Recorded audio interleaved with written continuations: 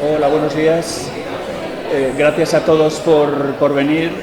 Con la conferencia de hoy finalizamos el ciclo organizado por el Departamento de Arquitectura en este primer semestre y terminamos con Marc Chalamán, que dirige junto con Carmen Santana y con Miquel Acasta el estudio Archicubic y bueno, además es director de la plataforma Urban Living Lab. El estudio Archicubic, yo creo que estaréis más o menos familiarizados, por lo menos, con la imagen de los proyectos que hacen a través de sus redes, pero sí nos gustaría señalar lo contemporáneo de su práctica. Trabajan, no se limitan al contexto local, trabajan en otros ámbitos, fundamentalmente en Francia, pero sin entenderse como una práctica global, atendiendo a lo específico de cada una de las situaciones. Trabajan en colaboración con otras disciplinas, con sociólogos, con geógrafos, pero sin dejar por ello de ser arquitectos, en absoluto, no se diluye la práctica. Afrontan también los retos sociales y ecológicos a los que nos enfrentamos hoy. Y lo hacen desde muchas escalas. Hay una cuestión, ahí en la escuela, casi obligatoriamente, pues tenemos que compartimentar la disciplina en urbanismo, construcción, arquitectura, cuando en el fondo todos estamos hablando de lo mismo. Yo creo que esto está muy claro en el trabajo de Archicubic, lo vamos a ver hoy, y además se ejemplifica muy bien con el proyecto de la Cité Gagarin, por el que han ganado el Premio de Urbanismo Español 2021, otorgado por el Colegio Superior de Arquitectos de España, bueno, entre otros muchos premios que podéis consultar en la web. Y bueno, este proyecto de Agrocité Gagarin es el que centrará la conferencia de hoy, junto con otros de distintas escalas. Bueno, pues, os dejo ya con Marc. Muchísimas gracias. ¿Se oye? Sí. Muchas gracias, Raimundo, por la presentación. Muchas gracias a la universidad por la invitación. Lo que pensaba es, hoy traigo tres proyectos de tres escalas diferentes. Un poco sí que hacemos urbanismo, hacemos arquitectura, hacemos vivienda, hacemos oficinas, hacemos equipamientos, un poco todas las escalas de una manera transversal, como nos enseñaron en la universidad aquí, y que en otros países como en Francia pues son disciplinas absolutamente diferenciadas, y esto realmente nos da una ventaja de poder pensar la ciudad desde cómo se vive la vivienda, o pensar el equipamiento de cómo se construye la ciudad, ¿no? Archicubic, como decía Raimundo, lo formamos a Miquel Acasta, Carmen Santana, conmigo mismo, desde 2000, antes del año 2000, es decir, que hace ya muchos años, empezando pues como la mayoría de gente que sus padres no son constructores, arquitectos ni nada, pues haciendo la cocina del amigo, de quien se atrevía quien se arriesgaba a pedirnos ayuda, y a partir de ahí pues hemos ido creciendo, ¿no? Una de las primeras preguntas que supongo también os haréis cuando terminéis la carrera es cómo empezamos, ¿no? Vale, encuentras unos socios, alguien con quien tienes empatía, con quien compartes muchísimas de las visiones. Pero nosotros lo que pensamos primero es cómo y con quién queríamos hacerlo, ¿no? Lo que hicimos es alquilar unas naves e invitar a todos los amigos que no eran arquitectos a compartir el espacio y a buscar las sinergias que nos podían alimentar como arquitectos, ¿no? Entonces creamos esto, el Cubic Lab, en Barcelona, en 1994, es cuando empezamos. Antes de que existiera la palabra coworking o estas palabras, pues nosotros ya estábamos trabajando en red, construyendo un ecosistema, entendiendo la inteligencia colectiva como elemento más importante para hacer avanzar la sociedad y nuestro trabajo, ¿no? Trabajamos con otros arquitectos, con sociólogos, con gente del mundo del arte, geógrafos, con seguros también, que al final nuestro trabajo también afecta muchísimo, con ingenieros medioambientales, con subsuelo, paisajistas, de economía circular, etcétera, etcétera, ¿no? O con universidades o empresas, ¿no? En la universidad siempre se habla pues, de la escala 1-10, 1-20, ¿no? Estamos hablando siempre de la escala. Nosotros nos gusta hablar de la escala 1 corazón, ¿no? Es decir, entender que nosotros trabajamos para lo vivo, no para un dibujo, sino que el objetivo final, tenerlo siempre presente, ¿no? Esto significa anticipar, significa dialogar no con nosotros mismos, sino con todo nuestro entorno y la sociedad a la que aportamos nuestro conocimiento y sobre todo innovar, ¿no? Es decir, entender que tenemos que ir más allá del mundo al que estamos, en el que vivimos, tenemos que avanzar e intentar superar las dificultades que nosotros mismos nos hemos creado, ¿no? Y esto significa, sin duda, osar, ¿no? Es atrevernos a ir más allá, cambiar la manera de pensar, ¿no? Hemos tenido como unas décadas del yo de los arquitectos urbanistas monstruoso. Empezamos a hablar de nosotras, de vosotros, de ellas, ¿no? Como elemento básico para construir una arquitectura y un urbanismo diferente, ¿no? También siempre hemos hablado de la arquitectura y urbanismo que daba servicio a la sociedad, ¿no?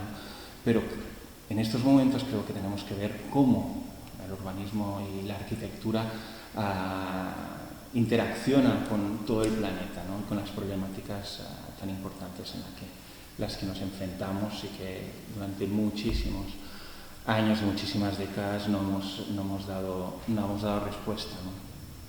Esto significa que nuestro trabajo tiene que tener una visión sistémica, ¿no? Holística, ¿no? Para acelerar realmente esta transición ecológica, social, energética y económica que tenemos que hacer, que no es una opción, sino es una obligación.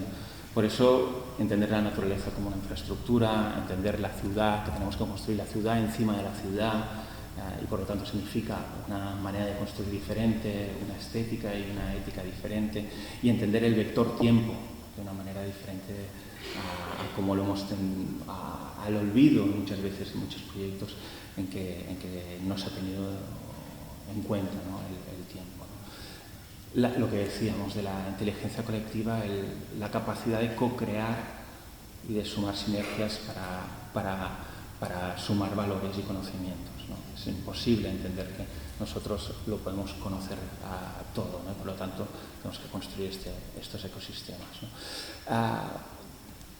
De esta manera, antes quizás nos enseñaban, cuando estudiábamos, ¿no? los proyectos de una manera lineal, ¿no? Y nosotros nos gusta entenderlo también como, creo que es necesario de una manera cíclica, ¿no? Entender los diferentes ciclos, el ciclo del tiempo, el ciclo de la vida, del aire, de la energía, de las estaciones, de los materiales, de los residuos, del agua, de la economía. Esto, cuando entiendes que todo el mundo trabaja por ciclos, tenemos que ver cómo nuestro trabajo también va con ciclos, ¿no? Y a partir de ahí he seleccionado tres proyectos, diferentes escalas, que nos pueden explicar cosas diferentes, pero que al mismo tiempo nos dan una visión continua y quizás una visión general de cómo trabajamos y sobre qué bases trabajamos, para después, si tenemos tiempo y tenéis ganas, pues poderlo debatir, ¿no? El primer proyecto es este de la agrociudad Gagarin-Trujillo. Es un proyecto, bueno, que ha ganado este premio que decía Raimundo de urbanismo, y que estamos muy contentos porque nos permite explicarlo, ¿no? Es un proyecto que en Francia es ya muy conocido, pero aquí era difícil de explicarlo, y a través del premio podemos enseñarlo, y realmente nos estamos dando cuenta que mucha gente piensa de la misma manera, quiere hacer proyectos en la misma dirección, y que por lo tanto se pueden crear sinergias, creo que interesantes, ¿no?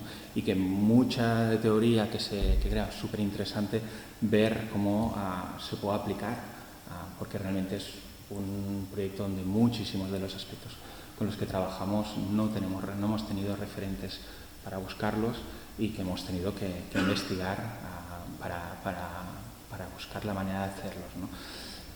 Crear el ecosistema es saber con quién trabajas, quién puede aportar lo mejor de cada uno de los ámbitos y qué puedes sumar para llegar al objetivo es importante, ¿no? Tenemos paisajistas, ingenierías, especialistas en sostenibilidad, en plataformas de reuso, escuelas de ingeniería agrícola y también sociólogos, naturalmente, Billy Brick, en el que trabajamos en muchísimos proyectos, y después también pues, a los promotores, constructores, arquitectos que han formado parte también de este proyecto, porque con ellos hemos trabajado para encontrar las fórmulas para que se pueda hacer realidad, ¿no? El proyecto está justo al lado de París, forma parte de la primera corona de París, el periférico, como las rondas, ¿no? No sé si en Zaragoza hay rondas, pero como pues las rondas pues es este límite, ¿no? Entre lo que es París y lo que son las diferentes ciudades que dan como frontera, ¿no? Ciudades que normalmente pues París les tiraba todo lo que no querían, ¿no? Cementerios, depuradoras, incineradoras, toda la parte industrial, todo lo que quería pues iba a parar a estas ciudades de alrededor, ¿no? Ivry es una ciudad comunista desde hace muchísimos años, mayorías absolutas, y que aguantan con una visión muy social de cómo construir la ciudad, y realmente los últimos años se han empoderado y de alguna manera dicen no, nosotros queremos ser ejemplo y no ser donde París va dejando lo que no le interesa, y por lo tanto está realmente buscando maneras de construir su ciudad de manera diferente, siendo ejemplo, ¿no? El proyecto de la agrociudad está en el centro, es decir, aquí hay este edificio de aquí. ¿Se ve en mano, no? Sí. Este edificio de aquí es el ayuntamiento. Entonces todo esto de aquí eran campos y se construyeron estas cités, que son grandes edificios sociales al lado de la vía del tren, ¿no? El objeto del proyecto es construir un barrio en esta zona que se ha ido degradando, que el edificio de la Cité de Gagarin pues tenía amianto, entonces ya tenía que deconstruirse absolutamente todo, y otros edificios privados o también sociales, pues lo que se hacen es rehabilitar, ¿no? Hay una escuela aquí hay otra escuela que se va a otro sitio, etcétera, etcétera. Aquí podemos ver pues estas barras enormes propias del momento arquitectónico de construir estos edificios sociales de estas dimensiones, realmente que eran ciudades por ellas mismas, ¿no? Aquí podemos ver el verde. Nosotros nos encontramos aquí tenemos el Sena, estamos a París, y aquí tenemos como pequeños espacios verdes que de alguna manera nosotros nos encontramos en el medio, ¿no? Y buscar la continuidad entre estos espacios verdes que tiene la ciudad y las ciudades de al lado, y la llegada al río el Sena era un poco la base, una de las herramientas, ¿no? de pensar el barrio, ¿no?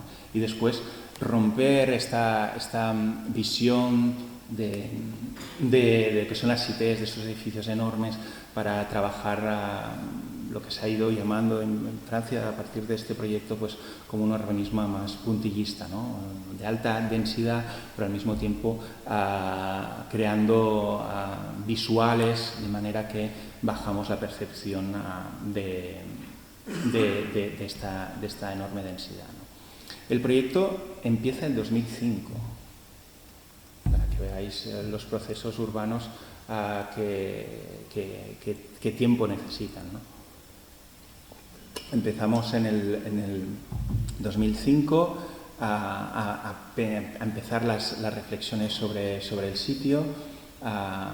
El 2015 estas reflexiones realmente son de un urbanismo convencional y al ayuntamiento no le convence. El 2015 se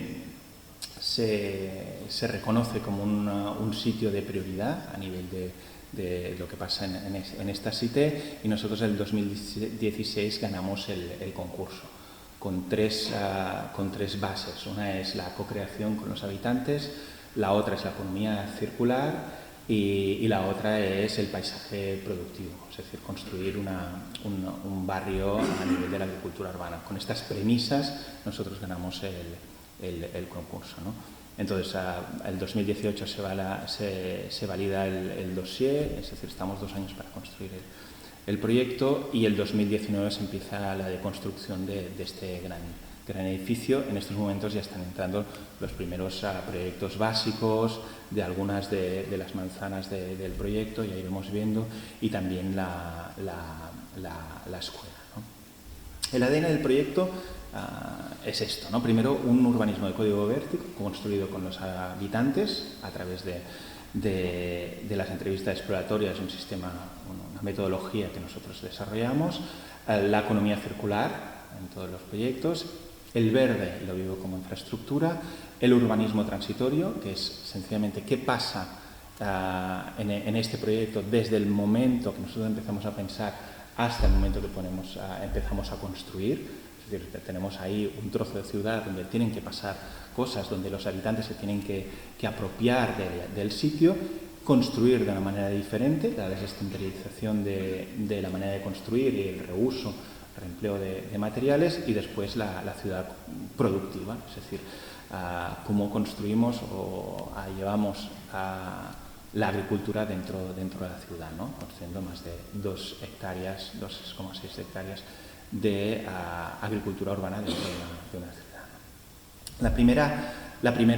El primer paso es las entrevistas, es decir, nosotros podemos conocer mucho la ciudad porque hemos hecho muchos proyectos ahí, pero no hemos vivido en el sitio y por lo tanto no somos habitantes y entonces tenemos que entender el sitio, cómo lo han vivido, lo que les gusta, lo que no les gusta, cuál es su imaginario de ciudad y después también todo el entorno social y de masa crítica de la ciudad que intervendrá dentro del proyecto, ¿no? Esta metodología que la hacemos nosotros juntamente con sociólogos, no se manda como en otros proyectos un sociólogo que haya su informe y después nosotros lo reconocemos, sino que nosotros trabajamos conjuntamente con sociólogos para desarrollar el proyecto, ¿no?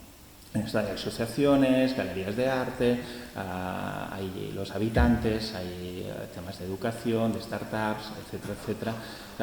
Son estas entrevistas que vamos haciendo a todos los actores de la ciudad, ¿no? Esto significa, pues, estas entrevistas tú a tú, que son entrevistas personales. Hay talleres que hacemos por ejemplo, con colectivos de mujeres, con jóvenes, con gente mayor, parados, etcétera, etcétera, o hasta con niños. Vamos a las escuelas y en las escuelas pues trabajamos con los niños que habitan el barrio y que por lo tanto también tienen muchísima información para darnos, ¿no? También trabajamos por ejemplo, con empresas, startups, con Ville Plus, que es una startup donde a través de planos y a través de Lego hacen que los habitantes, los participantes en los talleres, puedan ellos mismos construir la ciudad y entender la densificación de la ciudad a través de la informatización de los Legos, de manera que los habitantes van construyendo la ciudad, se les da un objetivo y entonces empiezan a entender por qué los edificios son tan altos, qué tipo de urbanismo podemos construir, etcétera, etcétera. Ellos colaboran de una manera activa en pensar o a entender las dinámicas de construir la ciudad, ¿no? También se hacen paseos, es decir, que quedamos un día con los habitantes y se pasea por el barrio donde los habitantes te van dando información sobre cómo han vivido el sitio, si aquel árbol era un árbol importante o si allí se enamoraron, se dieron el primer beso. Es decir, cada uno te explica su historia y a partir de ahí trabajamos, ¿no? Y naturalmente en un proyecto tan exploratorio como este, pues vamos a ver nosotros pues la gente que trabaja en agricultura urbana, aunque no sea a la misma escala, pues toda la información que nos puedan dar, ¿no? Esto significa pues, que hay palabras conceptos como construir de una otra manera. Los vecinos dicen, no, tenemos que construir de otra manera para que no haya tanto ruido, o quieren restaurantes con terrazas, o más comercios, o quieren una casa del barrio, o etcétera, etcétera. Esto significa, pues llegamos a más de 250 entrevistas y grupos, reuniones públicas, etcétera, etcétera, para conseguir los objetivos. Esto nos da como una serie de palabras, conceptos, ideas que a veces pueden ser muy evidentes, pero que cuando tú vas construyendo el proyecto, pues te dirigen hacia una dirección y no hacia otra, ¿no? Estoy yendo hacia arriba, perdón. También, por ejemplo, durante la pandemia, que estamos construyendo ya el espacio público con los paisajistas, pues hicimos también talleres online, donde la gente se conectaba, la gente del barrio iba dando su opinión, y se van a través de programas informáticos que ya estén especializados para hacer este tipo de reuniones, pues se van colocando post-its virtuales en las pantallas, de manera que cada uno puede participar y dar su opinión, ¿no? Al final, el resultado, uno de los resultados, era que la gente del barrio lo que quería era separar lo que es el tráfico de coches del tráfico del paseo, poder pasar por todo el barrio sin tener que estar al lado de los coches, y conectar lo que es el centro de la ciudad con una plaza, con el hospital que hay al lado, que hay dentro del hospital hay unos parques, un bosque muy, muy interesante, y entonces querían realmente esta conexión también con un final de barrio verde, ¿no?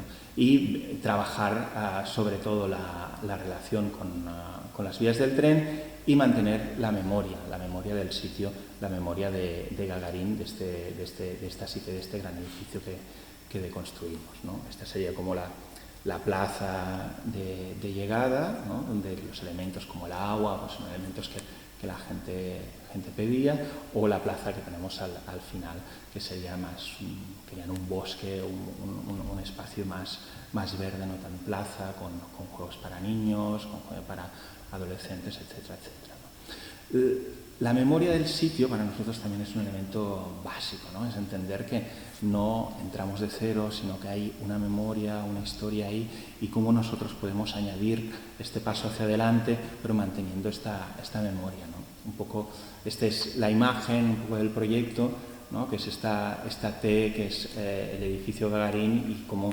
esto lo podemos conservar en la historia, ¿no? del nuevo barrio, ¿no? Entendiendo que era un barrio que antes, hacia los años 70, era prácticamente toda agricultura, sobre todo de flores, era donde se cultivaban las flores de todos los hospitales de París, y que en el 63 se inauguró el edificio el que deconstruimos, y lo vino a inaugurar el mismo Gagarin, ¿no? Plantando un árbol, se ha buscado dónde está este árbol, se conserva el árbol, etcétera. De manera que lo que estamos diciendo es, tenemos un paisaje de agricultura, ¿no? Y nosotros tenemos que construir una ciudad encima, ¿no?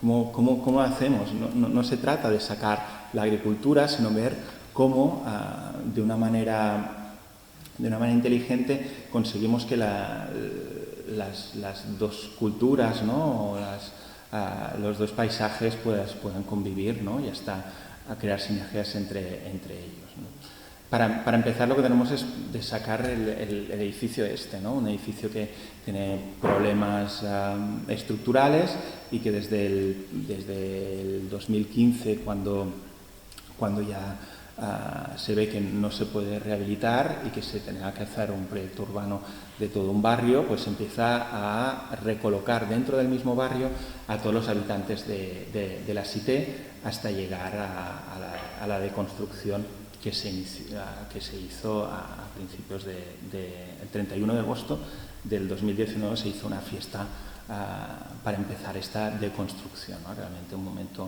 emocionante dentro del proyecto.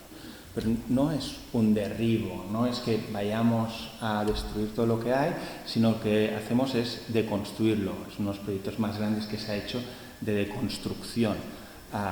quiere decir que todos los radiadores, todas las puertas, todos los buzones, todo el hormigón, la cerámica, absolutamente todo se separa y se vuelve a introducir dentro del ciclo de los materiales.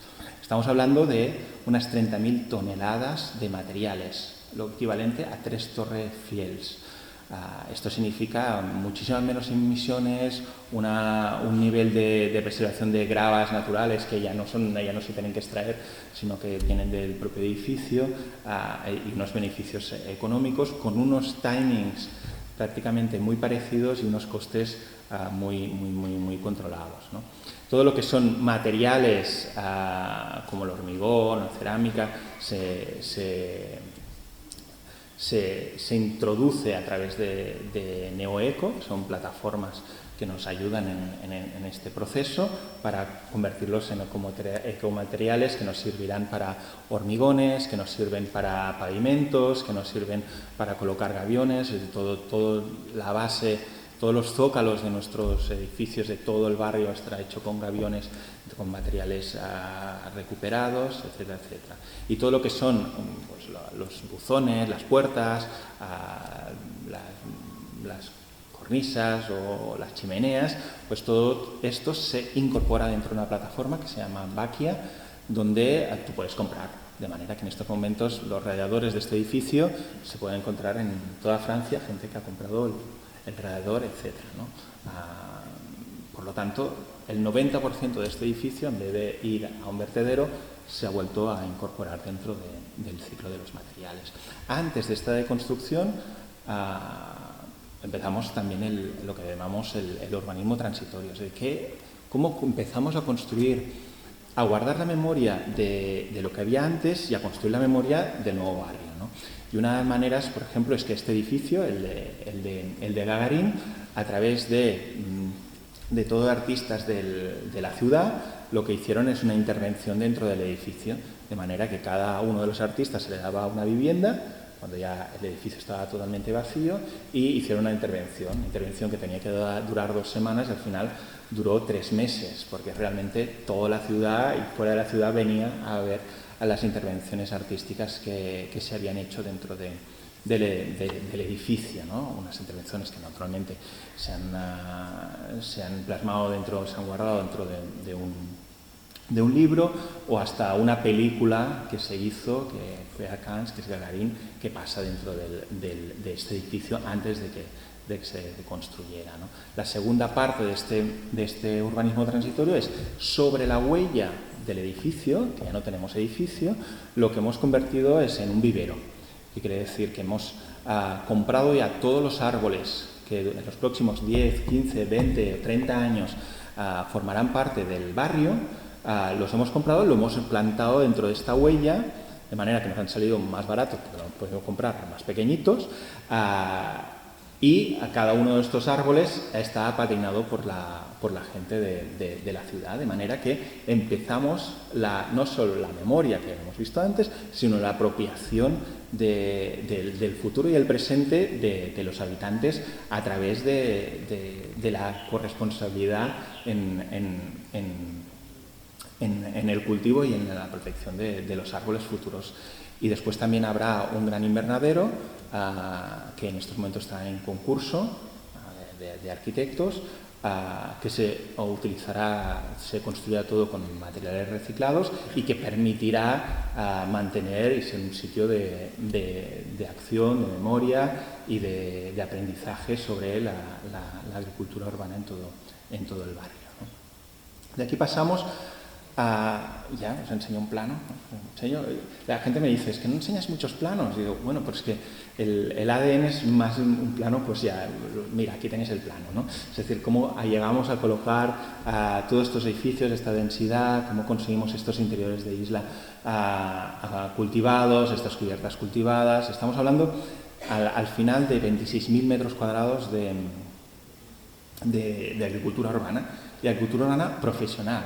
No se trata, hay partes que sí que aparte de estos 26.000, hay otras partes que es para que los habitantes puedan ir a tener su pequeño huerto, pero esto hay muchísimos en todas las ciudades. No estamos hablando de agricultura profesional, estamos hablando de agricultura en suelo, en el interior de isla, es decir, se llama en francés en plein terre, es decir, que abajo no hay nada, tienes tierra, estamos sobre las bases de los aparcamientos que son mutualizados, entonces te crean plataformas donde puedes plantar encima a través de bags, no me sale palabras en francés, a través de tiestos, ¿no?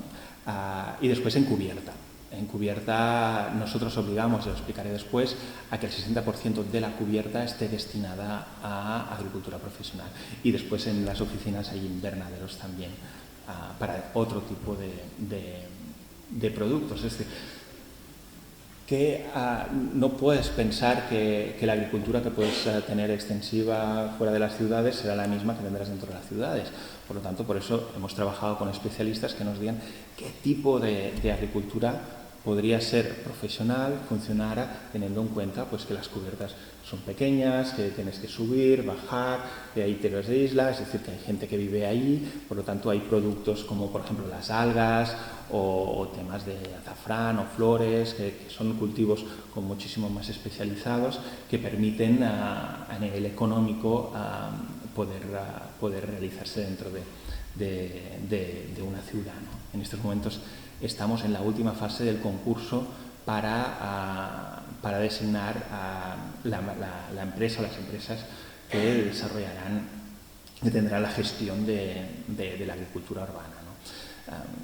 Claro, también pensar el modelo económico. El modelo económico en agricultura en toda Europa es un modelo subvencionado, es decir, todos los agricultores se subvencionan.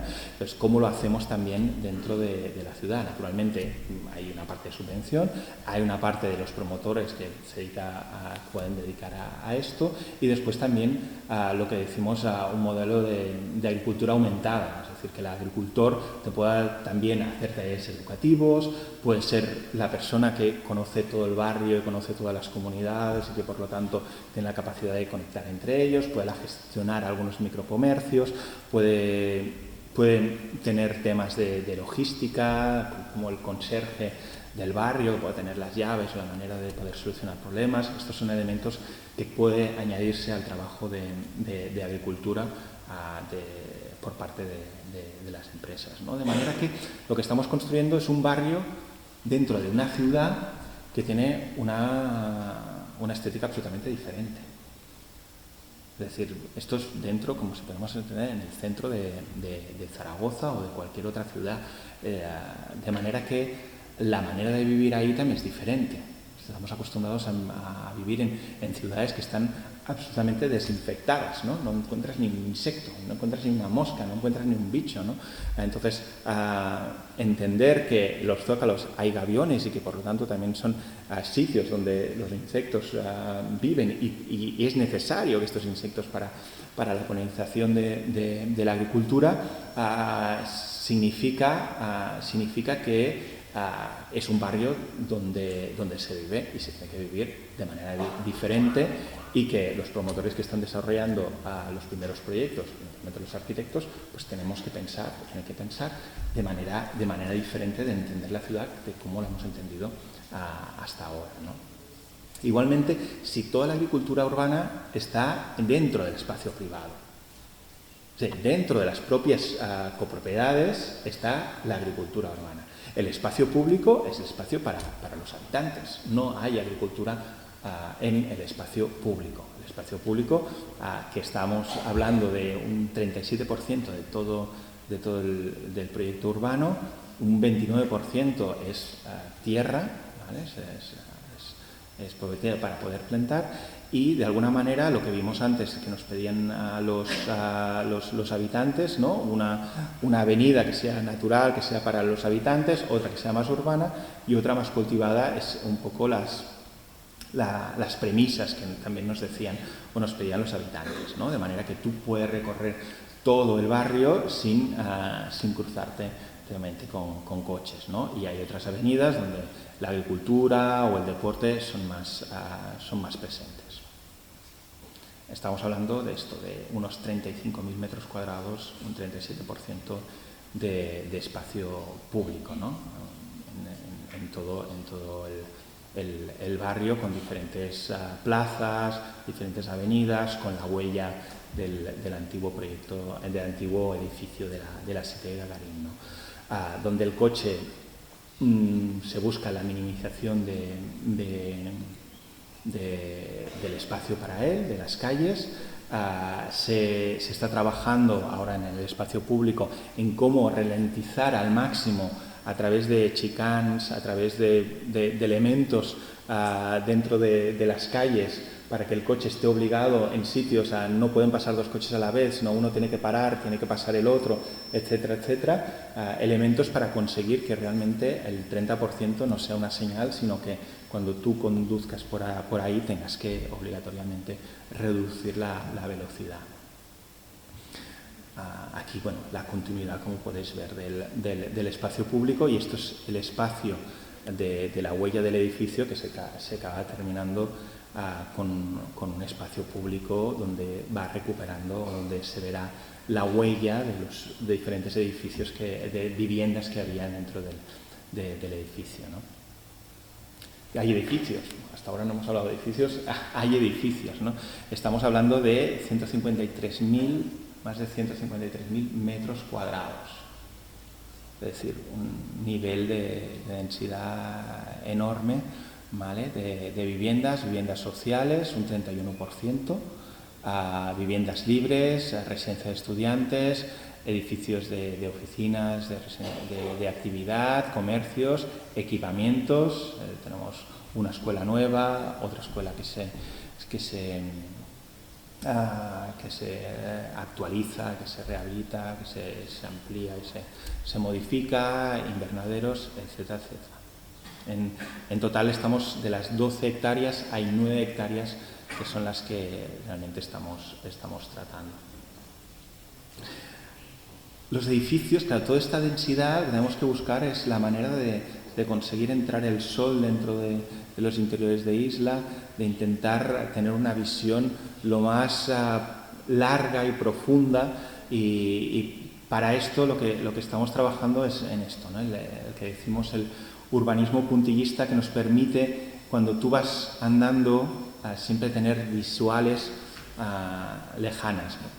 Este mismo sistema nos permite un control del espacio público, que para nosotros es muy importante y una de las demandas que muchos talleres, sobre todo mujeres, nos pedían, ¿no? En el momento que tú, desde cualquier edificio, pueden controlar el espacio público, este espacio público se vuelve muchísimo más seguro, ¿no? Por lo tanto, el buscar que no hayan sitios o espacios de inseguridad, que el control social entre todos los edificios y entre los edificios del espacio público sea lo más próximo y seguro posible para mejorar la habitabilidad del barrio, ¿no? Y en esto también incorporamos como elementos como la mutualización de los parkings. No todos los edificios tienen parking, sino se pueden hacer grandes parkings de manera que utilices el parking del vecino, la mutualización de las circulaciones verticales, de manera que el agricultor no pasa al principio y dice, bueno, pero le hacemos un ascensor especial para el agricultor. No, el agricultor pasa por el mismo ascensor, entonces, forma parte de vivir de una manera diferente dentro de la ciudad, y si viene con sus cajas con tierra, pues ya lo limpiará, ya veremos la manera, o los ascensores tendrán que estar más fortificados para que puedan, pues no pasa absolutamente nada, forma parte de una convivencia de la agricultura que va a las cubiertas o al interior de las manzanas, de las islas, y los habitantes de ahí, ¿no? Esto significa también que los residuos orgánicos de los propios edificios pues se pueden reutilizar dentro del propio edificio, que los equipamientos están mutualizados, que hay espacios para la entrega o que el agricultor pueda recibir estos elementos de entrega, que las tipologías de vivienda también exigimos dentro de nuestro plan urbano que que sean diferentes para poder dormir, trabajar, vivir, producir dentro de los mismos edificios, están cambiando la manera de entender la vivienda, o que los propios edificios tengan espacios para poder financiar la propia copropiedad. Es decir, espacios que permitan para convertir el edificio en un edificio relacional, espacios para poder teletrabajar todos juntos, o poder hacer fiestas, o poder hacer reuniones, pero también para poderlo alquilar de manera temporal fuera, de manera que son unos ingresos para las propiedades que permitan un mejor mantenimiento del propio edificio, ¿no? Tener los comercios que nos pedían, pero también microcomercios, es decir, comercios muy pequeños para alguien que hace arreglos, alguien que vende sus historias. Estamos en unas ciudades que cada vez la gente que tiene pequeñas actividades le encuentra mucho más difícil encontrar pequeños locales para poder desarrollar estas actividades. Y para eso nosotros, en algunos edificios colocados estratégicamente, dentro de las fichas del propio lote, pues están obligados a crear estos microcomercios que pueden estar gestionados, como hemos visto, por el agricultor urbano, ¿no? De manera que tenemos los EPP, espacios privados participativos, donde los habitantes lo pueden utilizar o se puede alquilar por fuera, los microcomercios, y después lo que decimos las placés. Ahora lo explico. La voluntad es de alguna manera que nuestras plantas bajas sean reactivadores del espacio público. Es decir, que permitan que la relación entre el edificio y el espacio público sea lo más próxima posible y lo más habitable posible, ¿no? Y lo más segura también posible, ¿no? De manera que los interiores de los halls, en Francia, también aquí, pues tienes unas superficies destinadas, por ejemplo, a bicicletas, que normalmente se acaban siendo en un cuarto cerrado, sin luz, sin nada, que se acaba siendo un trastero o un espacio de unos metros cuadrados olvidados. Nosotros estos metros cuadrados los colocamos dentro de los halls, de manera que ganamos metros cuadrados de calidad y fomentamos la utilización de la bicicleta. Es decir, si tú cuando cada vez bajas ves que tu vecino deja tu bicicleta ahí y bajas y ves que no, un día dices, ¿por qué no tengo mi bicicleta, ¿no? Es decir, fomentar y dar facilidades para que también una movilidad diferente se pueda producir en la propia ciudad, e intentar aprovechar al máximo los metros, convirtiendo metros que quizás están en un sitio sin valor de una manera inteligente en un espacio para todos, ¿no? Las cubiertas, como hemos dicho, el 60% de las cubiertas de todos los edificios tienen que estar destinados a agricultura urbana. Esto están obligados los promotores a hacerlo, ¿vale? Dentro del proyecto urbano. Nosotros les damos como estrategias. Una de las estrategias es que la última planta tú la puedes hacer 50 centímetros más alta, de manera que puedas recoger todas las ventilaciones de baños, cocinas, etcétera, en una zona central, transportarlas no por arriba a la cubierta, de manera que te nivelita la cubierta, sino por la última planta a un sitio para poder tener el desenfumaje de todos estos servicios y poder tener el 60%, poder conseguir el 60% de la cubierta en agricultura y poder tener pues las herramientas que necesiten, el estocaje que necesite, la acumulación de agua que necesite, etcétera, etcétera, y naturalmente el sobrepeso que significa la agricultura urbana en esta cubierta, ¿no? Las viviendas, pues viviendas que sean atravesantes, que la cocina sea dando fachadas de primero, que los parkings, que las circulaciones verticales o horizontantes estén iluminadas de manera natural. O sea, el gasto que significa y la calidad de estos espacios es enorme. Es sencillamente un esfuerzo que nosotros exigimos, es decir, como urbanistas exigimos estas herramientas. Y que los parkings, de manera, depende del sitio, todos tienen que tener elementos de iluminación natural.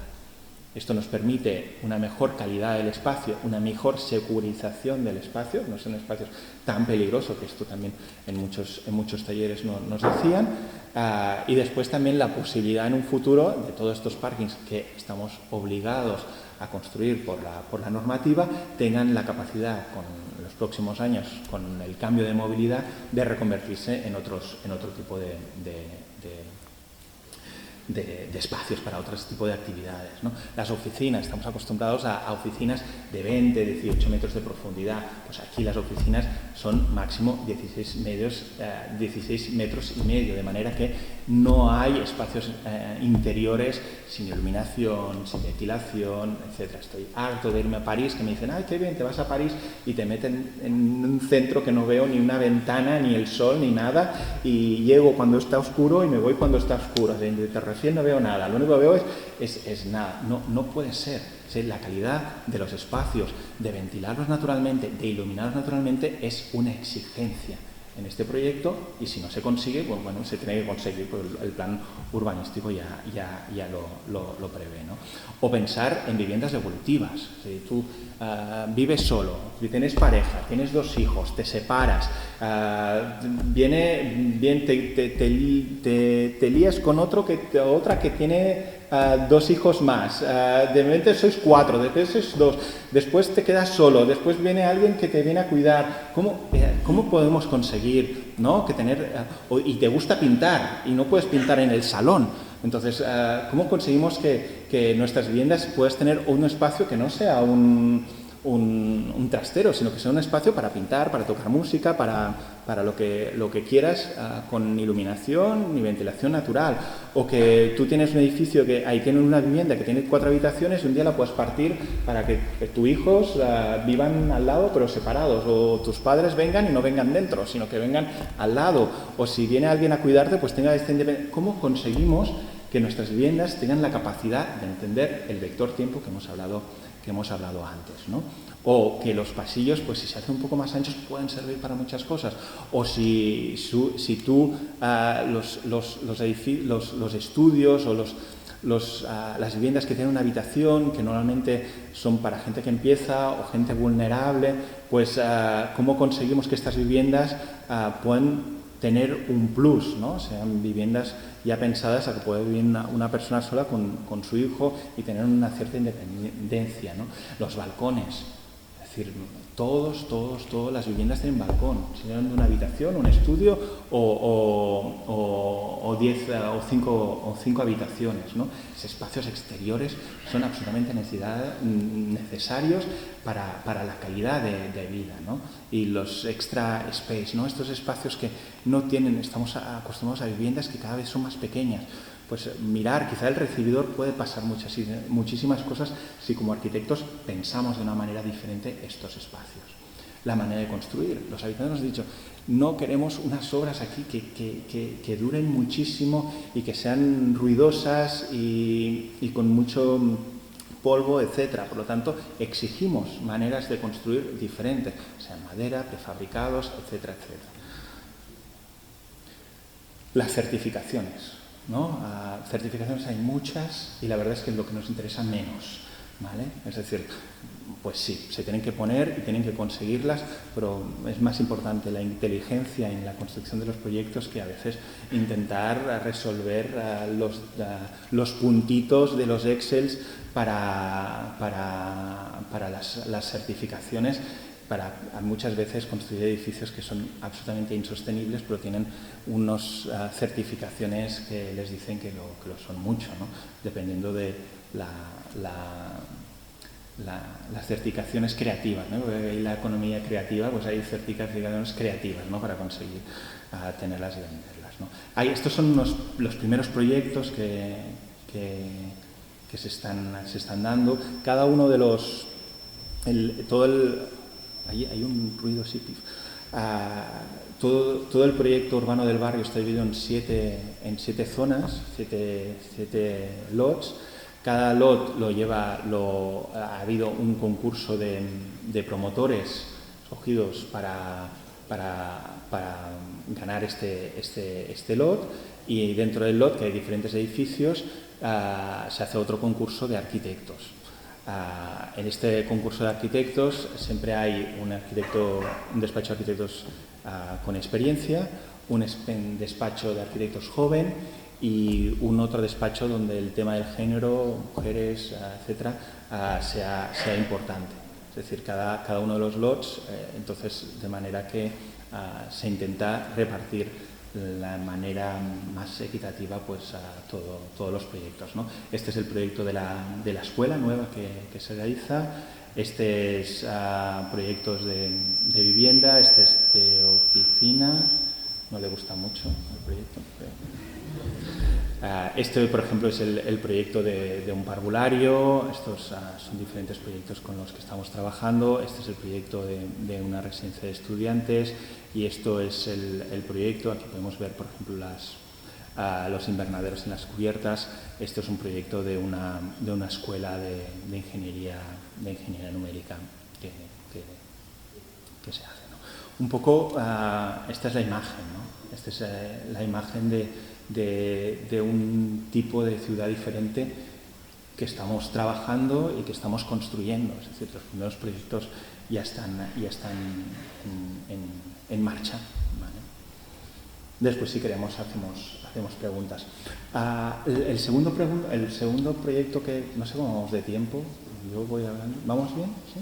¿Ven? ¿Cuánto llevamos? Son estos 15 minutos. Vale, lo explicaré bastante más rápido, porque ya yo creo que es interesante estos dos que os había preparado.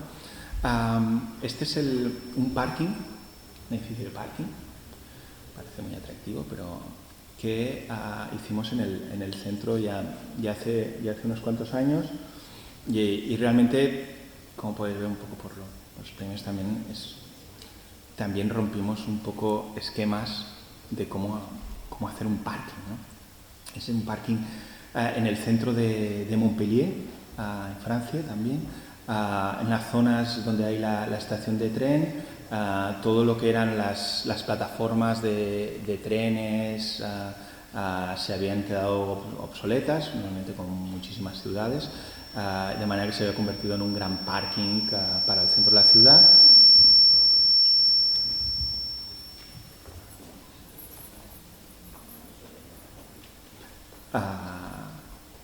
Continúo.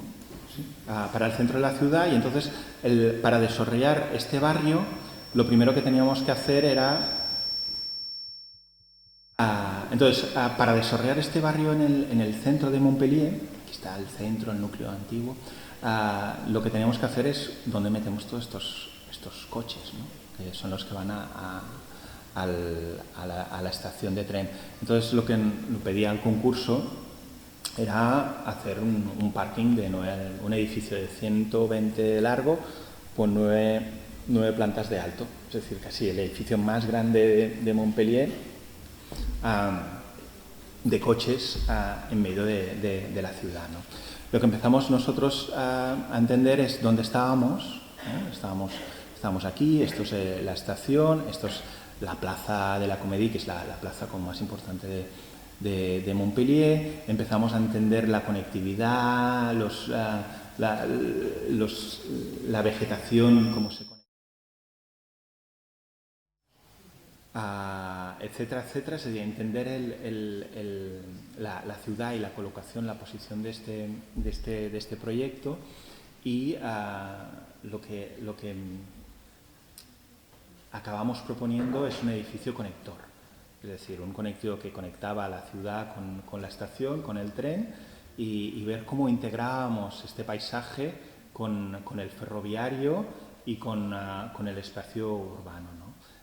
La voluntad un poco era, nos habían pedido un parking, pero lo que queríamos hacer es una plataforma de código abierto para la ciudad, podíamos construir un parque, queríamos construir otra cosa, entendiendo también que la movilidad se transformaría en los próximos años y por lo tanto construir un parking de estas dimensiones en el centro de la ciudad, pensando que quizá dentro de 10 años ya los coches la movilidad será diferente, o hasta que hay la previsión, bueno, que ya se ha construido otro parking, hay otra estación en las afueras de la ciudad, por lo tanto significaba que a pesar de que el concurso nos pedía un parking, nosotros teníamos que ir muchísimo más allá en pensar el edificio, ¿no?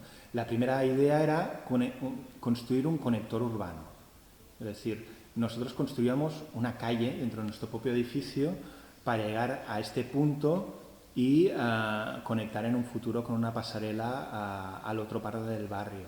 de manera que lo que significa el core de una ciudad, que significan las vías del tren, nosotros, a través de nuestro edificio, lo que hacíamos es proponer una solución, ¿no? Que construíamos realmente una calle peatonal que recorría todo el edificio, ¿no? Nosotros, esta es la calle peatonal que llegas, y después el espacio público, naturalmente, que no lo convertíamos de coches, sino a un zócalo comercial que tenía la capacidad de reactivar el espacio público a esta cota, ¿no? Utilizamos un material que era el Flex Brick, que les estaba desarrollando en estos momentos en la universidad donde damos clases, y que prácticamente no se había construido nada, un prototipo y nada, y nosotros lo metimos en el concurso, ganamos, de manera que desarrollamos este producto, ¿no? Que nos permitía entender la cerámica como un elemento absolutamente importante dentro de toda la materialidad y la colorimetría de Montpellier, y después convertir el parking en un parking que decimos organoléptico, ¿no? Donde las sombras se van transformando durante el día, donde el viento traspasa el edificio y hace como música dependiendo del momento del día, ¿no? Utilizar la cerámica, que era un elemento tradicional, que está incorporado en toda la estética y toda la materialidad de la ciudad, pero al mismo tiempo de una manera absolutamente innovadora. Es decir, a través de una malla de alambres y unas piezas colocadas dentro de esta malla que solo por el peso de la propia pieza conseguían mantenerse, ¿no? Y sobre todo construirlo de una manera mucho más rápida, ¿no? Un edificio que se puede contemplar de diferentes sitios, que acaba siendo un edificio faro, un elemento importante dentro de la ciudad, ¿no? Con el tiempo ha traspasado la idea de que es un parking para entenderlo como un edificio realmente icónico cuando te vas moviendo por la ciudad, ¿no? Un edificio que tiene balcones, que la gente viene a visitarlo, que desde el propio edificio tú puedes entender Montpellier, y que por lo tanto explica mucho cómo se integra este edificio dentro de la propia ciudad, ¿no? Hasta en estos momentos tenemos problemas de que sube demasiada gente, de que hasta ha habido gente que se ha lanzado de esto porque es el elemento como más icónico. Por lo tanto, este faro realmente se está convirtiendo en un elemento importante dentro de la ciudad, ¿no? Con esta fachada que intenta romper la escala enorme del edificio, ¿no? Es como un cambio de escala, es muchísimo más doméstico, son unas piezas pequeñitas, unas piezas que se pueden intercambiar, que van escalando el edificio a través de una cortina. Al final es un elemento muy sencillo, que es como una cortina que se coloca rápidamente y que puedes tú, cada uno a través de una manera manual, cambiar la composición de estas piezas cerámicas, ¿no? La propuesta nuestra es no hacer un parking como de 240, 230, 220, que podrías hacerlo, sino hacerlo de 260, de manera que si subíamos y nos sobrepasábamos un poco la altura máxima, pero convertimos este edificio realmente en un edificio que tiene la capacidad de reversibilidad. Es decir, subiendo un poco, haciendo los pilares un poquito más altos, ¿no? Y construyendo un poquito más de fachada con este elemento innovador y realmente económicamente muy competitivo, pues conseguíamos un edificio que hoy es parking, pero mañana puede ser lo que queramos, ¿no? A través de la colocación de los pilares de manera estratégica, dejando el máximo de libertad en los espacios, conseguimos, lo pensamos y ganamos, fuimos seleccionados en un concurso para estudiar la reversibilidad del propio edificio en un edificio naturalmente de código abierto para la ciudad, para poder dar respuesta a las necesidades a medida que la movilidad vaya transformándose, ¿no? El edificio hoy, después de 8 años de estar construido, pues continuamos trabajando en él. Ahora estamos acabando, hemos dado el final de obra esta semana para una estación de fotovoltaicas en toda la cubierta que alimenta la producción de calefacción urbana para todo el barrio, que no estaba previsto dentro del proyecto, pero de alguna manera hemos podido incorporar dentro del proyecto, ¿no? Un poco este es el edificio enorme dentro de la ciudad, pero que intenta buscar la escala y la domesticidad con la utilización de materiales propios del sitio y de una manera innovadora, ¿no? El otro proyecto, ya rápido, es el concurso que hemos ganado el año pasado en París, y lo traigo porque realmente explica cómo una ciudad de París está replanteando su estética, su manera de hacer arquitectura y de intervenir en la ciudad de manera absolutamente diferente a la que se había hecho en décadas anteriores, ¿no? Estamos hablando de un edificio, unos 7.000 metros cuadrados, en una situación privilegiada delante del Sena y a 800 metros de la Torre Eiffel, que la puedes contemplar desde el propio edificio, en un sitio clave que está entre dos mundos, ¿no? entre el desarrollo urbano haussmanniano de París y después las grandes torres. Nosotros estamos justo en esta rótula, y este es un parking, esencialmente un antiguo edificio de Renault, emblemático para la ciudad, todo el mundo lo conoce, donde venden coches y los arreglan, sencillamente. Tienes una rampa central y vas colocando los edificios. El concurso se marca dentro de los concursos de Reinvente París.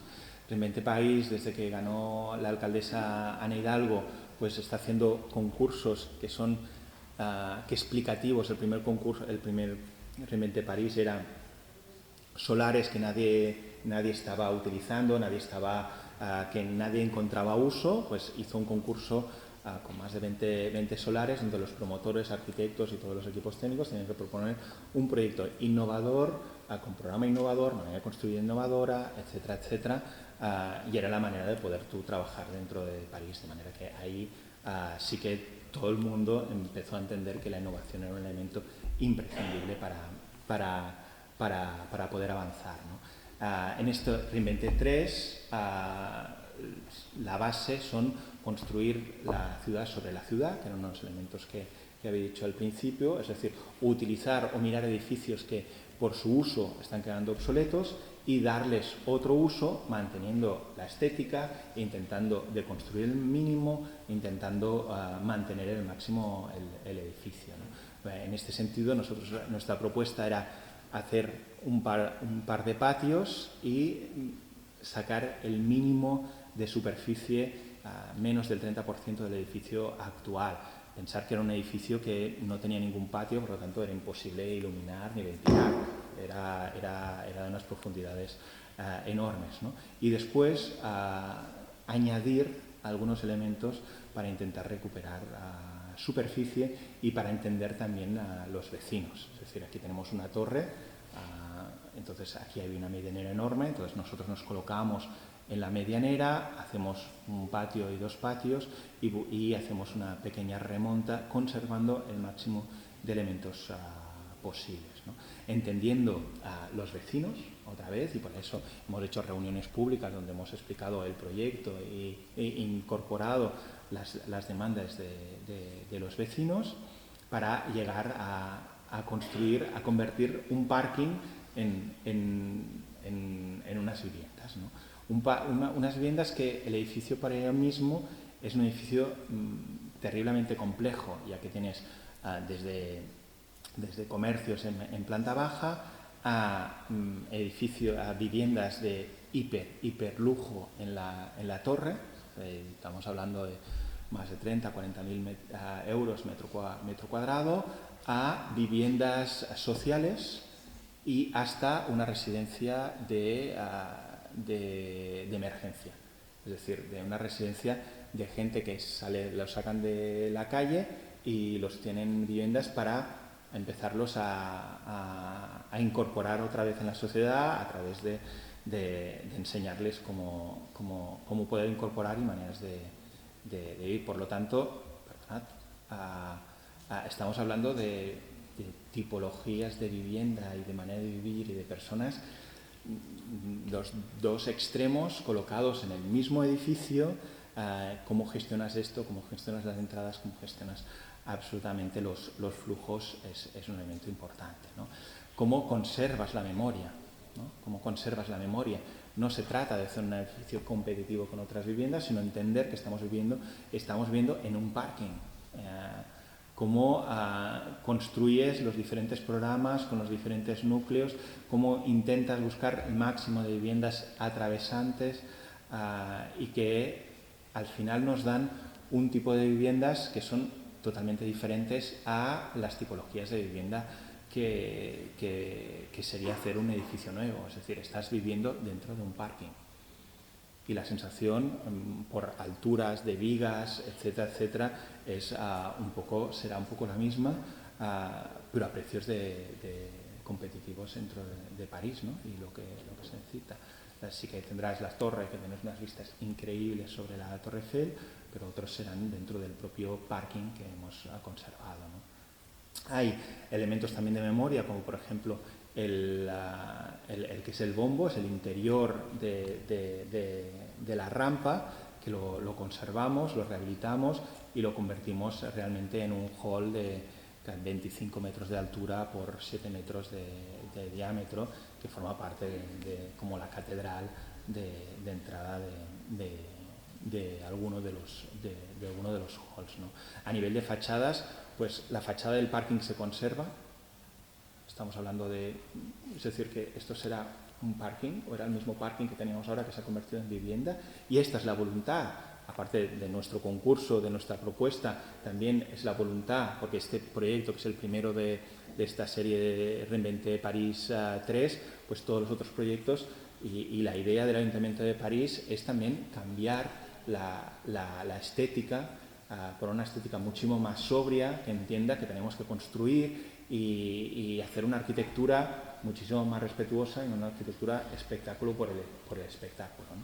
Por lo tanto, entender los vecinos, entender la arquitectura de vecinos, entender la estética de los vecinos y mantener la memoria del sitio es importante, igual que las materialidades, ¿no? Estudiar qué elementos metálicos o qué temas de acabados son los que tienen menos emisiones de carbono y por lo tanto utilizar ellos, no porque te guste más uno o porque te guste más el otro, sino ver qué materiales son los más apropiados y a ver después cómo los utilizas de una manera lo mejor posible, ¿no? La complejidad de la estructura, ¿no? Estructuras que son en hormigones de carbonatados, de madera, mixtos con metálicos, para intentar buscar, en esto sí también, el mínimo de emisiones de carbono con los materiales que utilizamos y cumpliendo las normativas, entendiendo que cada vez, por ejemplo, el lobby del hormigón tiene muchísima más fuerza, ha visto cómo la construcción en madera está creciendo y por lo tanto está poniendo muchísimos problemas en la construcción en madera. Nosotros en el concurso proponíamos que toda la torre fuera en madera, pero realmente los bomberos nos prohíben hacerlo, nos dan un nivel de dificultades porque no hay estas alturas en París para construir en madera y por lo tanto tenemos que ir buscando las grietas y las maneras de construir de manera diferente, ¿no? Un poco es el resultado final, un edificio que se integra en el sitio y que forma parte de la estética del sitio, ¿no? Y aquí acabo yo, un poco, aprender a desaprender creo que es una necesidad, ¿no? Es decir, entender que sí, que hemos hecho muchísimas cosas, nos encontramos en el mundo que tenemos, lo hemos construido, pero que no está bien y que tenemos que hacer un cambio y que tenemos que manera de pensar las cosas diferentes y hacerlos y atrevernos a hacerlo diferente, ¿no? Y que la utopía la tenemos que construir y es una necesidad, una obligación, nada más. Y nada, muchas gracias.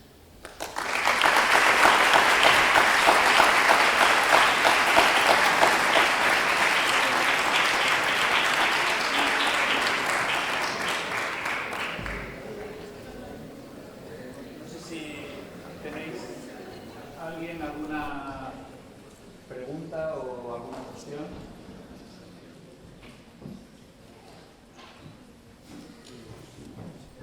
En primer lugar, quería agradecerte mucho la conferencia. Yo creo que ha sido muy pertinente y has insistido y has explicado sobre muchos conceptos, algunas cuestiones en las que insistimos recurrentemente aquí en las aulas. Y yo creo que es muy interesante cómo cuestiones como el vector tiempo, construir sobre lo que no sé, no.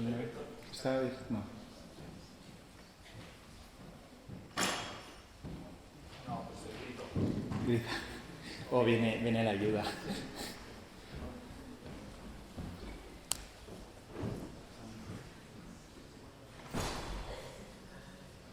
Bueno, Sí. Sí, cuestiones como construir sobre lo construido, entender los proyectos como procesos en vez de solo como resultados espaciales, se pueden aplicar a múltiples escalas. Claro, son proyectos también muy arriesgados, muy comprometidos, en los que entiendo que es necesaria cierta voluntad política. Desde el Ayuntamiento de París, desde el Ayuntamiento de Ibi. En los proyectos que estáis desarrollando en España, en Cataluña, ¿os estáis encontrando dificultades o veis que esta serie de cuestiones las podéis trabajar igual que lo que hacéis en Francia? Sí, naturalmente que hay un compromiso, ¿no? Es decir, un compromiso de hacer las cosas diferentes.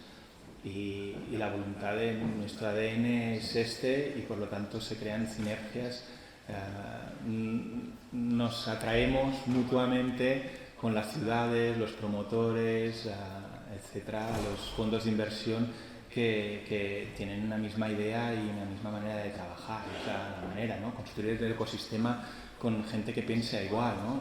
Los ingenieros, los sociólogos, todo esto, de alguna manera se va haciendo una selección y vamos sumando para construir conjuntamente, ir en la misma dirección. Nosotros nos fuimos porque era difícil entender, ¿no?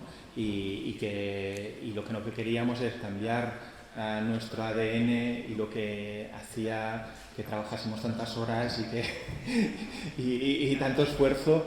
No queríamos sacrificar nuestro ADN para continuar trabajando, sino que decidimos ir a buscar quien entendiera este ADN de alguna manera, que esta manera de trabajar y estos objetivos y ir colaborar con ellos. Viajamos, hicimos concursos por todo el mundo. En Francia ha sido el sitio donde realmente hemos encontrado las capacidades para poder trabajar conjuntamente más importantes y ahí estamos desarrollando. En Barcelona estamos con 2 proyectos realmente que también no podemos explicarlos mucho, pero son muy innovadores. Unos vienen de un fondo de inversión inglés que entiende que tenemos que hacer las oficinas de una manera diferente y estamos trabajando en una certificación CORE que trabaja a través de la biofilia. Si entendemos el edificio como desde la biofilia y por lo tanto es una certificación que en España no tiene ningún edificio, en Europa muy pocos. Y por lo tanto hay un I+D muy importante y estamos haciendo otro edificio en el puerto de certificación 0, es decir, no emitimos nada, todo se auto y este sí que de momento no se puede explicar, pero sí que tienen unos niveles de innovación, o sea, en este caso sobre todo mucho tecnológica, ¿no? De entender que queremos hacer un edificio demostrativo a nivel mundial que sea referencia. Y ahí bueno, estamos aprendiendo. Cada proyecto de esto es una universidad, ¿no? Sí que pues, el Ayuntamiento de París pues, sí que exige niveles muy altos y en los concursos estos pues lo que haces es poner el listón de lo que quieres en la ciudad, ¿no? Y sí, el primer proyecto es hace que los otros concursos que se hagan pues ya se vaya a estos niveles, ¿no? Ahora este proyecto está en la exposición del pabellón del Arsenal y cuando se hizo la inauguración muchos promotores venían diciendo ¡ay, pero lo estáis construyendo de verdad! Pues me parecía imposible. No, esto era un concurso que estos que se dan pero después nadie los hace. Y digo, no, ya tenemos el básico, es decir, estamos haciéndolo, ¿no? Y la imposición, por ejemplo, en un edificio de quienes vendrán los de Qatar, ¿no? Estos de Qatar, pues se comprarán el ático ahí con unas y que abajo hay pues la gente que se recoge de la calle dentro del mismo edificio, pues para nosotros también son temas de construcción de una arquitectura social que para nosotros son muy, muy importantes, ¿no? Entonces, bueno, no nos gusta venir a estas conferencias porque vemos vemos que se puedan hacer las cosas, ¿no? Y queremos demostrar que muchas de las teorías o de las voluntades que tenemos de manera teórica o en las universidades, pues hay sitios donde se consiguen hacer y que por lo tanto tenemos que todo el mundo poner nuestro granito para que se vayan pidiendo, reclamando, exigiendo también, ¿no? Y al final tampoco no es más caro, no es más... No, al final quien pone más dinero somos nosotros, que ponemos mucho tiempo aprendiendo que no nos pagan, ¿no? Pero bueno, aprendemos, que también está bien, ¿no? Y al final un proyecto te lleva a otro, ¿no? Ahora acabamos de ganar otro proyecto urbano aún más grande, que es la reconversión de un antiguo hospital psiquiátrico abandonado desde hace más de 15 años en una ciudad. Entonces es un sitio impresionante, ¿no? Porque en todos estos años ha crecido la vegetación y se ha convertido en un espacio mágico, ¿no? Mágico. Entonces, ¿cómo intervenir ahí?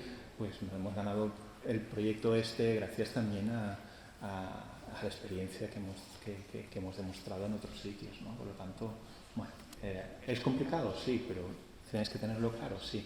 Y a veces tampoco no se trata de hacer proyectos que cambien todo, sino con pequeñas cosas, ¿no? Es decir, el primer proyecto que hicimos en Francia, por ejemplo, fue en Montpellier, in Garden, que era un edificio donde había social y libre en el mismo edificio, hay pisos diferentes, y lo que propusimos son los extra space, es decir, espacios de menos de 6 metros cuadrados con iluminación y ventilación independientes de las viviendas, que se accedía desde los espacios comunes para las actividades extras de esto, de me gusta pintar, o viene mi suegro y lo pongo ahí, o me gusta tocar el piano, o tengo niños que al final se convierten en mi sala de estar en Chilpey Park, en cambio, porque las viviendas cada vez son más pequeñas. Pues, ¿cómo podemos nosotros dar? Pues nosotros propusimos esto, no estaba dentro de la normativa, el promotor no quería perder metros cuadrados, hablamos con el ayuntamiento y entendimos que esto era un tema que el ayuntamiento nos dejó hacer estos metros cuadrados con unas condiciones en plus. Entonces, bueno, se construyó, era un tema de negociación, de intentar en cada uno de los proyectos poder hacer algo, ¿no? Ir un poquito más allá y poderlo cuantificar.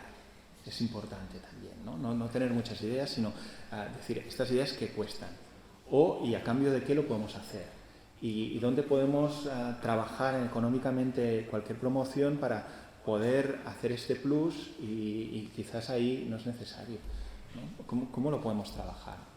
Y creo que en Francia sí que están más preparados, por ejemplo, a entender que productos diferentes tienen una capacidad de encontrar un mercado mejor.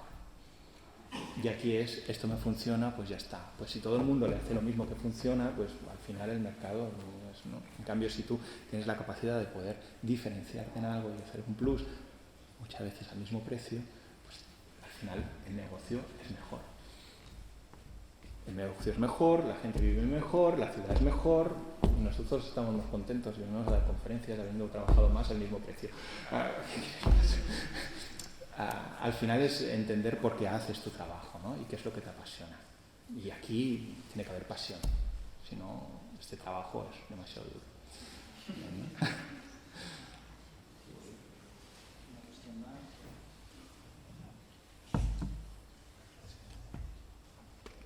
Bueno, gracias. Si me grito, ¿eh? Sí. Gracias, Marc, por la conferencia.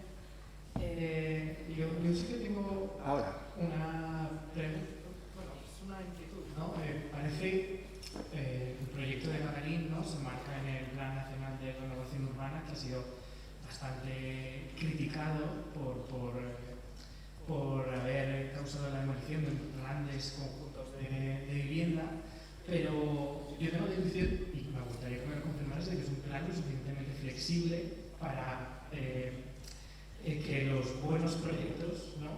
quepan dentro de la financiación del Plan Nacional, y el vuestro lo demuestra, ¿no?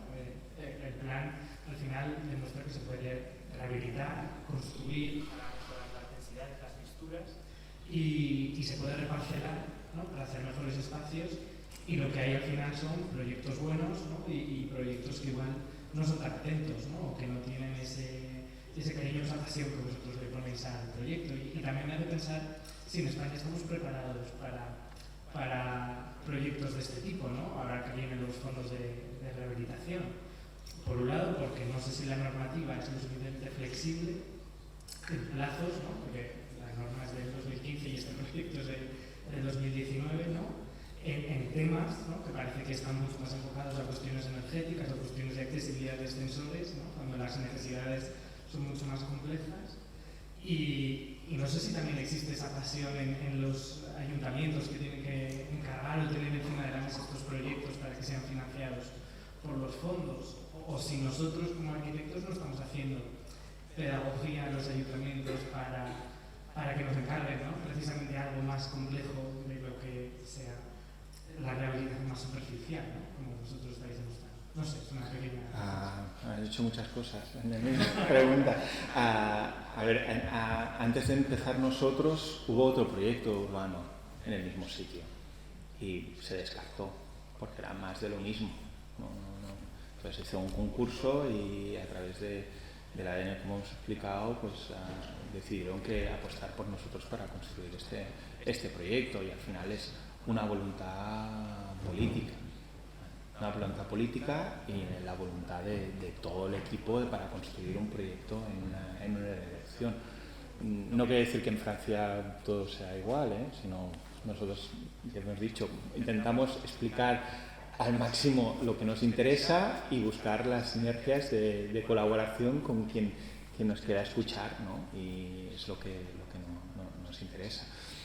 Naturalmente que es un proyecto muy innovador, donde hemos tenido que poner muchísimo esfuerzo, batallar, y estamos continuando batallando cada día, porque los promotores naturalmente se olvidan enseguida de lo que pone la base urbanística, de lo que tienen que hacer, y entonces nosotros estamos ahí para ir recordando y obligando también.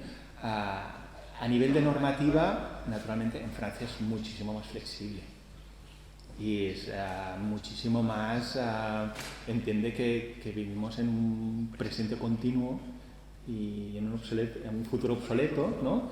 Y que por lo tanto se tienen que ir adaptando y recogiendo las innovaciones o las necesidades urbanas que se vayan produciendo dentro de los proyectos de la propia ciudad, y por lo tanto los PLUs, los planes urbanos, cada año se actualizan y se van cambiando.